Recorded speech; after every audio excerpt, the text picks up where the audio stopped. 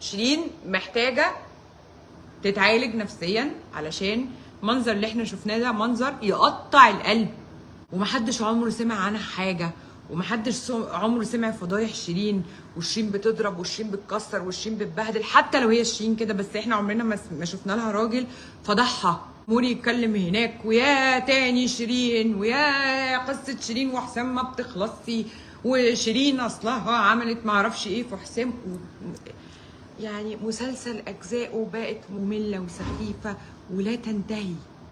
وبعدين انت بتقول ان انت قد ايه راجل محترم، واحنا مصدقين يا سيدي.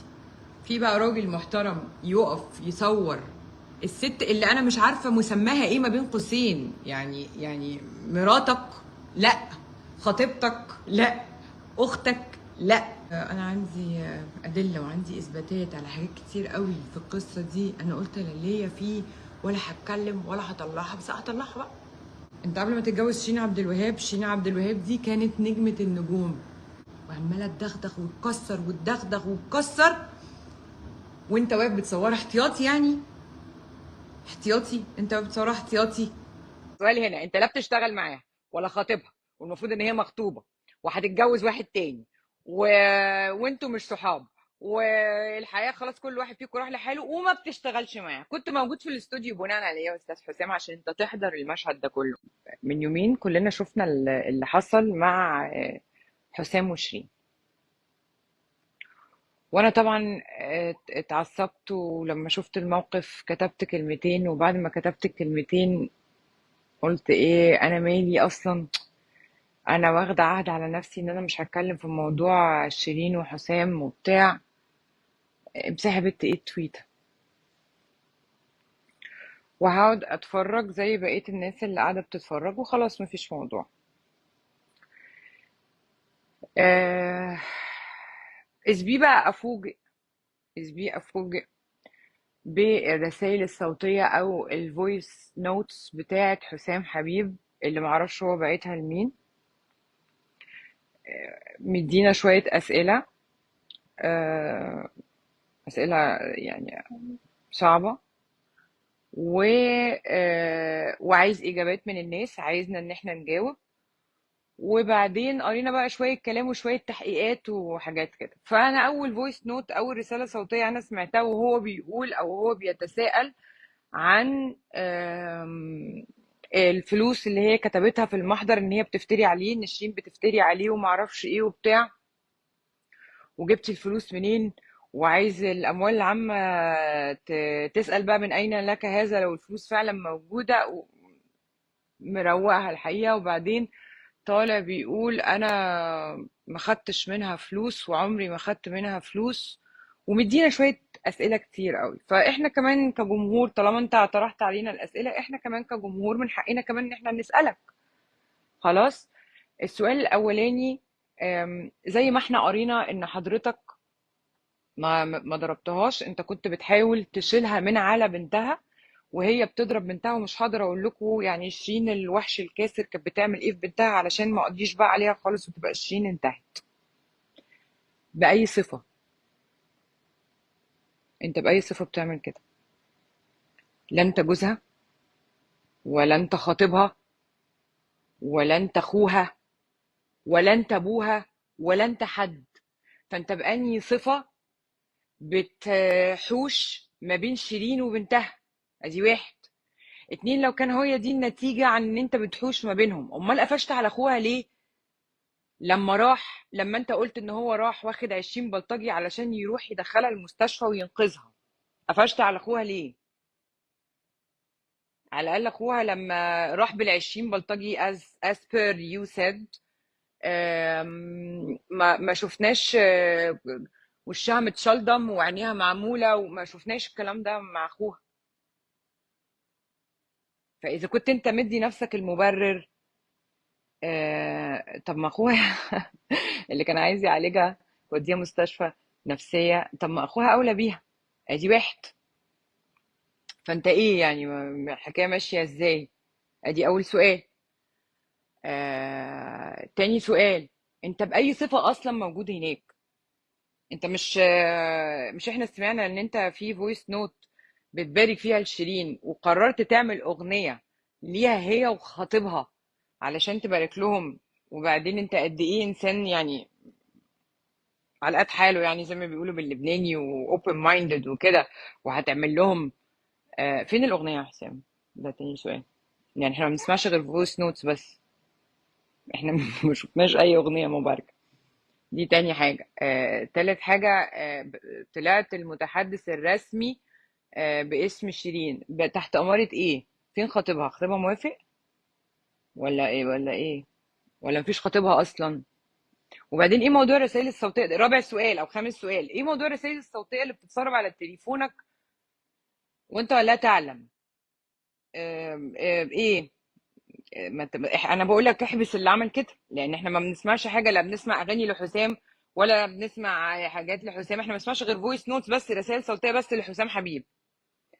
السؤال بقى اللي بعده، انت باي صفه، باي صفه انت كنت بتحوش ما بين ام وبنتها؟ باي صفه؟ انت قلت ان انت ما بتشتغلش مع شيرين وما اشتغلتش مع شيرين، وفي اخر فويس نوت انت بعتها لاي تي بالعربي بتقول فيها انا ما خدتش فلوس خالص من شيرين، يعني ما فيش ما بينكم اي معاملات ماليه او ماديه، فبالتالي انت ما بتشتغلش مع شيرين.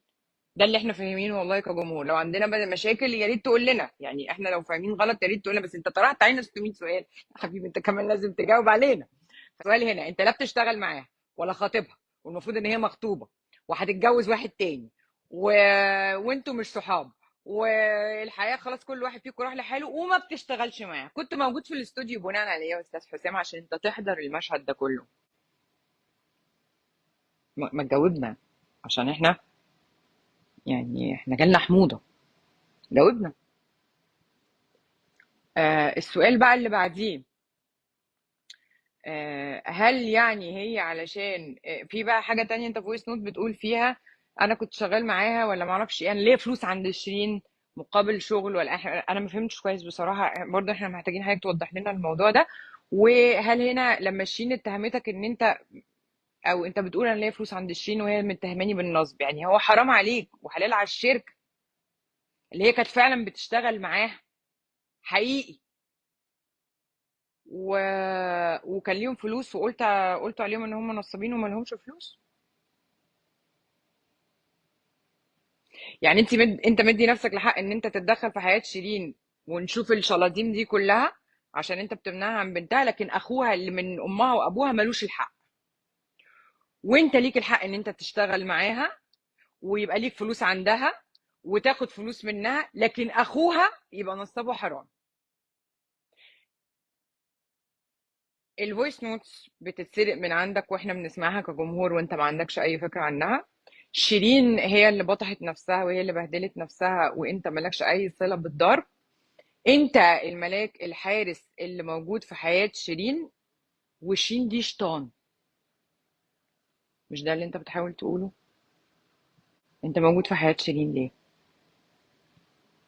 اوعى تقولي حب، عشان الحب لما بيبقى فيه تنازلات بيقلب مصلحة. حضرتك بتقول ان حضرتك ما اشتغلتش مع شيرين وليك عند شيرين فلوس قد كده. امال حضرتك بقالك 5 6 سنين من ساعة ما اتجوزت شيرين بتصرف منين؟ قول لي عشان انا هعمل اللي انت بتعمله، هقف في بيتنا ما اشتغلش وهاخد نفس الطريق اللي انت سلكته علشان اصرف عليا انا وعيالي. لو حضرتك ما بتشتغلش مع شيرين واحنا ما بنشوفش حضرتك اي اعمال بقالك 5 6 سنين، وحضرتك ما عندكش حفلات بتطلع تغطيها بره مصر او داخل جمهورية مصر العربية، ما سمعتش وما شفتش، حضرتك بتصرف منين كراجل على نفسك وعلى مراتك؟ منين؟ اديني الطريق يا حسام يا حبيب عشان انا كمان امشي وراه. خسرت امها ورضا امها عليها، رغم انه امبارح اول حاجه حصلت انه مامتها خدت اخوها واختها وراحوا لها، لان في الاول وفي الاخر ضناها. خسرت امها ورضا امها عليها، خسرت اخوها، خسرت اهلها، خسرت شغلها. موضوع روتانا وانا عندي المستندات على فكره، وما كنتش عايزه اطلعها ولا اتكلم فيها. كان عندها عقد محترم جدا مع روتانا، خسرته. حفلات بتتلغي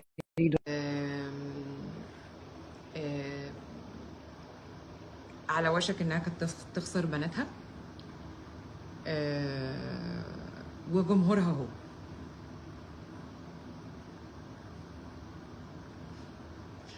فاضل حاجة تانية يا أستاذ حسام؟ فاضل حاجة تانية؟ وبعدين انت بتقول ان انت قد ايه راجل محترم، واحنا مصدقين يا سيدي. في بقى راجل محترم يقف يصور الست اللي انا مش عارفه مسماها ايه ما بين قوسين، يعني مراتك لا، خطيبتك لا، اختك لا، بنت خالتك لا، بنت عمتك يمكن برضو لا. طب ايه بنتها؟ بس ماشي حاضر. ايه بقى اللي يخلي راجل يجيب تليفون يصور واحده وهي عماله منهاره بقى؟ دي ما بقاش فيها حاجه. احنا مش عارفين يعني اوجه كلام لشيرين ايه، ده ما فيش حاجه خالص، مش فاضل حاجه. وعماله تدغدغ وتكسر وتدغدغ وتكسر، وانت واقف بتصورها احتياطي. يعني احتياطي، انت واقف بتصورها احتياطي.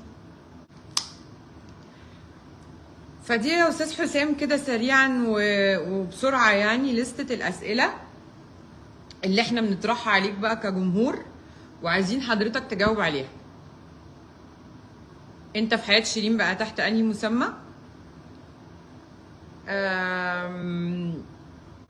انت بتجيب فلوس منين؟ بقالك 5-6 سنين بتصرفهم على نفسك او بتصرفهم على شيرين؟ طالما انت ما بتشتغلش معاها. في حاله ان انت بتشتغل معاها كنت بتاخد منها نسبه كام؟ ويا ريت حضرتك تقول لنا امال حضرتك ليه اتهمتوا اخوها والشركه اللي كانت بتشتغل معاهم ان هم نصابين عشان هم عايزين ياخدوا منها نسبه، فاشمعنى هم وانت لا؟ يعني ليه؟ 4 ايه؟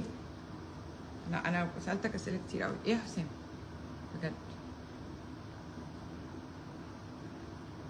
انت قبل ما تتجوز شيرين عبد الوهاب، شيرين عبد الوهاب دي كانت نجمه النجوم في الغنى، وكانت عامله برنامج مكسر الدنيا، وكانت عامله مسلسل مكسر الوطن العربي، وكان كل الناس بتشيد بتمثيل شيرين عبد الوهاب. وكان فيري كلاسي في لبسها، وشكلها منمق، واخده بالها من اكلها ومن جسمها، ومحدش عمره سمع عنها حاجه، ومحدش عمره سمع فضايح شيرين، وشيرين بتضرب وشيرين بتكسر وشيرين بتبهدل، حتى لو هي شيرين كده. بس احنا عمرنا ما شفنا لها راجل فضحها على الهوا بالطريقه دي. وكانت رائعه، اللهم بارك في كل شيء. انت شايف انت سبتها عامله ازاي؟ كام كيلو، مش قادره تمشي ولا تلبس. شفناها في الفيديو، اتفق او اختلف معاها، الفيديو يقطع القلب، يقطع القلب. ومنهاره، وانت بتقول بنتها كمان حفلات تتضرب، وجمهور يتكلم هنا وجمهور يتكلم هناك، ويا تاني شيرين، ويا قصة شيرين وحسام ما بتخلصي، وشيرين اصلها عملت معرفش ايه في حسام. يعني مسلسل اجزاؤه بقت مملة وسخيفة ولا تنتهي. ناوي على ايه اكتر من كده؟ الست خلصت. مش الناس عماله تقول لي كلمي مع شيرين، اتكلم مع شيرين اقول لها ايه؟ اتكلم مع شيرين اقول لها ايه؟ وانا بقول لكم انا عندي ادله وعندي اثباتات على حاجات كتير قوي في القصه دي. انا قلت لا ليا فيه ولا هتكلم ولا هطلعها، بس هطلعها بقى عشان الفويس نوت اللي احنا سمعناها بتاعنا. انا عايز الجمهور يعرف، خلي الجمهور بقى يعرف كل حاجه، كل حاجه. وايه؟ واذا كان عندها، اذا كنت انا اخد $5000 فهي جايباهم منين؟ وسحباهم من انهي بنك، ولو ما كانش كده يبقى بقى الاموال العامه بقى تشوف بقى هتعمل معاها ايه. ده بجد، ده بجد،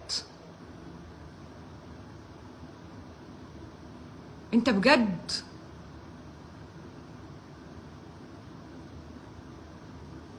والفويس نوت بقى فيها شويه كلام فيه فوكاب كده انجلش، كلمات انجليزي كده عشان نحس انه يعني على قد حاله يعني. وبعدين بقى في يعني لا يعني، وانت عارف زي ما انا عارفه انها مش هتعرف ترد عليك دلوقتي، وانت عارف ليه وانا عارفه ليه. فايه ويا معلم، ساعتين تلاتة والحق يبان، وبعد ما اعرفش ايه بعد ساعة المحامي بتاعها يطلع اقرار بال مش عارفة ايه.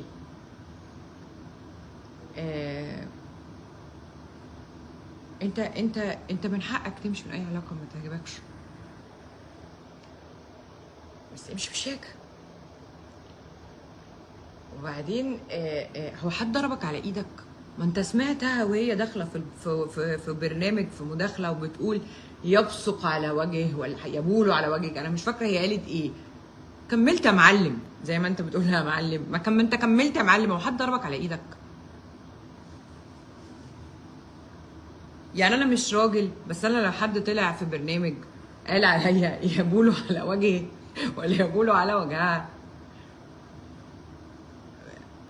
لو في عيش وملح ما بيني وما بينه او ما بيني وما بينها، اقل واجب هعمله ان انا مش هرفع قضيه تسبب بس وهسكت. بس مش هعرف الطرف ده تاني. لكن انت ايه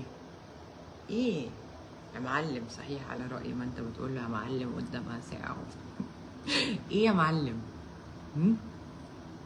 ايه ايه اللي بيحصل؟ اصل انا بحبها ومعرفش ايه والحكايه والروايه وانا كنت عايز اعمل مش عارفه ايه وبتاع.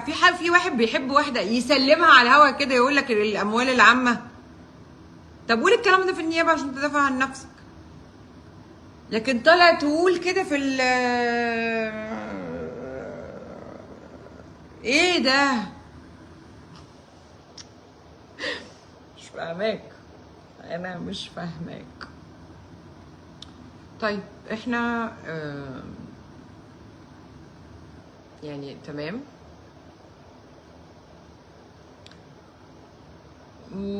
ماشي.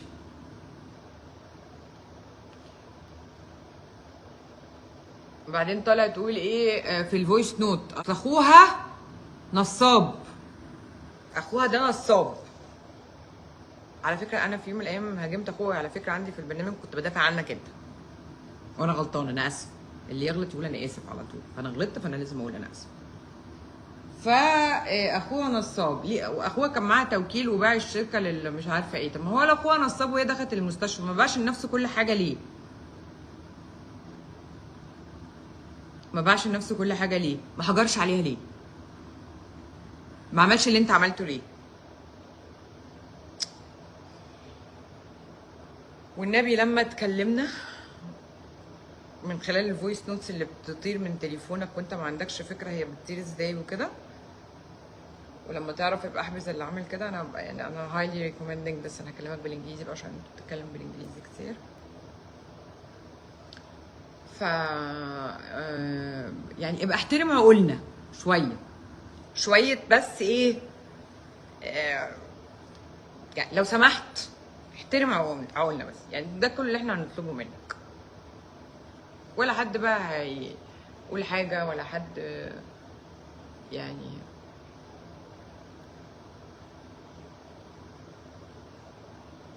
وانا عندي المستندات يا حسام، بس انا يعني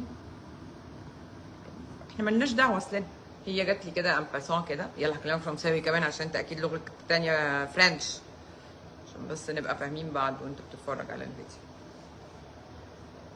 ف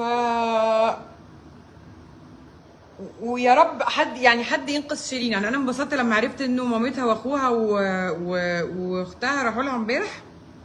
انا انبسطت لانه هي شيرين محتاجه تتعالج، يعني شيرين محتاجه حد يقف جنبها. الكلام اللي على السوشيال ميديا ورايحين وجايين وبتاع ده مش هيعمل حاجه لشيرين.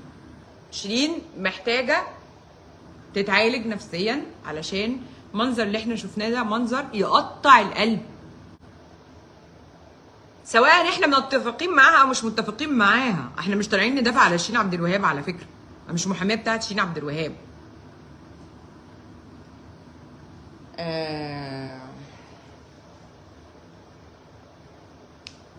وانا بقى مش هرد على بقيه الفويس نوت، علشان يعني بقيه في حاجات يعني انا مش عايزاك تبقى متضايق. فانا مش بعمل الفيديو ده عشان اضايقك خالص، انا بس بعمل الفيديو ده عشان الناس اللي انت رحت سالتهم احنا كمان بنقول لك شويه اسئله، لو سمحت رد علينا، يعني فاهم؟ وخلاص يا حسام، ويعني ابعد بقى عن شيرين، ابعد عن شيرين خلاص. يعني طالما شيرين بهذا الجنون وبهدلتك كده وراحت بطحت نفسها علشان تلبسك قضيه وتلبسك مصيبه، وانت ما عملتش حاجه، انت ما عملتش حاجه. وخايف قوي على بنتها. طالما انت خايف قوي كده على بنتها، لما رحتوا سهرتوا في بيروت اعتقد، ولا ما اعرفش مين، احنا شفنا كلنا الفيديو وانت قاعد انت وشيرين، والبنت كان عندها ساعتها 11 ولا 12 سنه، وقاعدين معاكوا في نفس الريستورنت اللي فيه درينكس وفيه حاجات. ما قلتلهاش عيب يا شيرين اللي انت بتعمليه دوت، ما ينفعش بنتك تقعد معانا ليه؟ لو انت خايف قوي كده على البنت، يعني لو انت قد ايه you are a father figure، ما عملتش كده ليه؟ ده سؤال تاني برضو. فاحنا بنطرح عليك الاسئله زي ما انت بتطرحها علينا، وده ليس فيه اي تقليل لشأنك على فكره. بس انا واحده من الجمهور سمعت الكلام وبسألك، وارجوك يا حسام ارجوك، انا عايزه اعرف ايه هو الطريق اللي انت سلكته اللي خلاك تعرف تصرف على نفسك انت ومراتك ال5 6 سنين اللي فاتوا من غير ما يبقى عندك شغل. عشان انت بتقول شيرين تروح للاموال العامه. طيب قولي بقى، حضرتك بتصرف بقالك 5 6 سنين قوامه بقى راجل، ها؟ عليك انت ومراتك. مين يا حسام؟ مين؟ قولي عشان انا عايزه اعمل زيك. انت بالنسبه لي يعني ايه؟ دماغك في الحته دي دماغ متكلفه، فقولي انا اعمل زيك.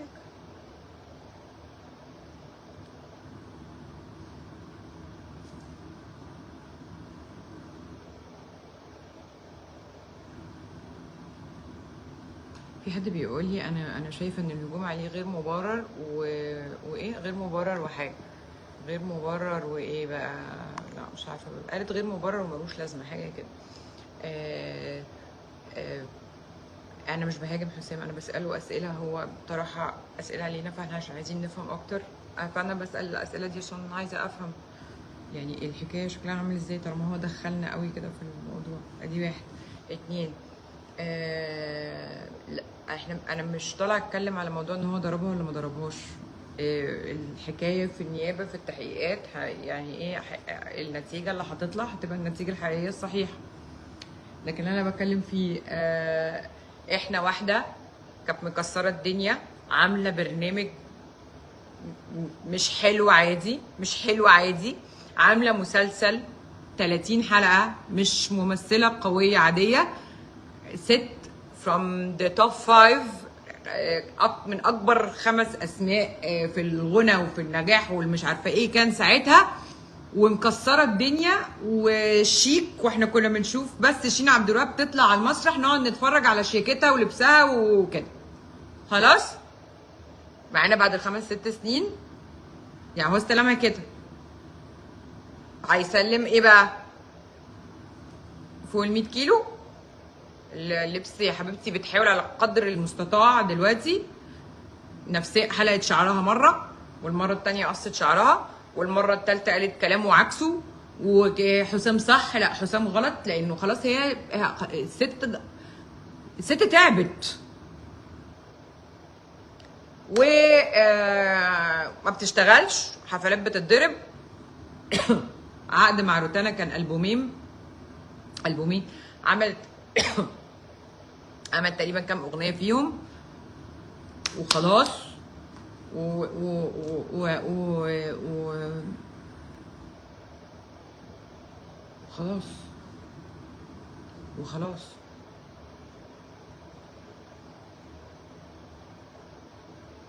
يعني انا هقول ايه؟ وخلاص فعلا. فلو مفيش دليل، لو حضرتك شايفه ان كل ده مش دليل، آه ايه؟ وبعدين لو انت يا حسام، ده السؤال الاخير والله وهقفل بقى خلاص، هقفل بجد. بس لو انت يا حسام شايف انه شيرين اتيتيودها مش صحي، او هي نفسيا مش مظبوطه، عندها مشاكل نفسيه، او عندها هواجس، او عندها انجر مانجمنت اللي هو التحكم في الغضب، عندها اي مشكله ما، انت بقالك 5 6 سنين متجوزه، ما عالجتهاش ليه؟ ما عالجتهاش ليه؟ لو انت بتحبها قوي كده زي ما انت كاتب، زي ما انت قايل في الفويس نوت، انت ما عالجتهاش ليه؟ ليه؟ ما هي كانت مراتك وبتسمع كلامك، وانت بتقول انها زي بنتي، وانا ابعدي بقى، وانا زي باباها وكده اهو. ما عالجتهاش ليه؟ انت كنت مستني ايه؟ وقفشت على اخوها لما كان يفكر يعالجها. خسرت كل الناس، خسرت مامتها واهلها واخوها والشركه اللي كانت بتشتغل معاها والجمهور ونفسها قبل كل شيء وبناتها، وما عالجتهاش ليه؟ مستني تخسر ايه تاني؟ انت مستني تخسر ايه تاني؟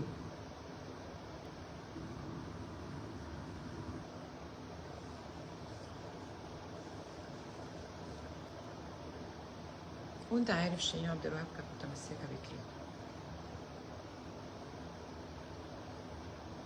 انت عارف.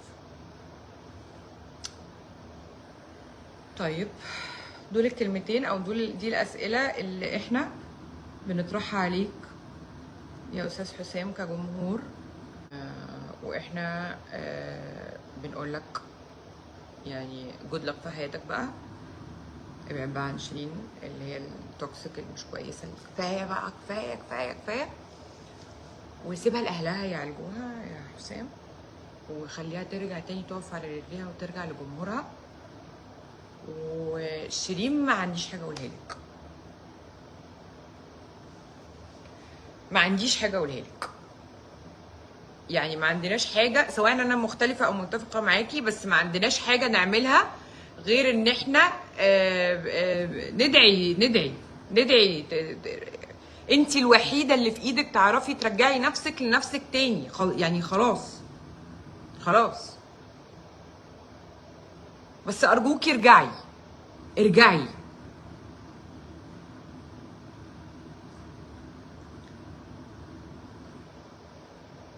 خلاص.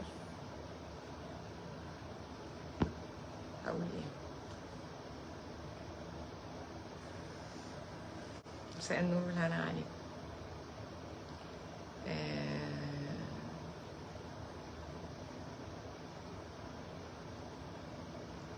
يا جماعه والنبي ما حدش يكتب اي معلومات مغلوطه، عشان في حاجات كتير قوي مش صح، وانا عندي القصه كلها، بس انا للاسف مش هقدر اتكلم. ما ينفعش.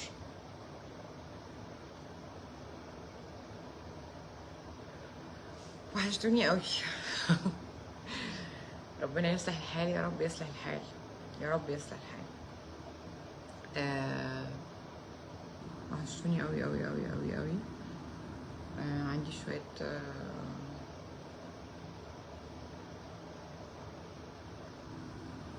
مش بطلع البرنامج علشان عندي وعكة صحية بسيطة كده اخلص منها، وربنا كريم بقى يعني ان شاء الله. مفيش حاجة، مفيش موضوع يعني،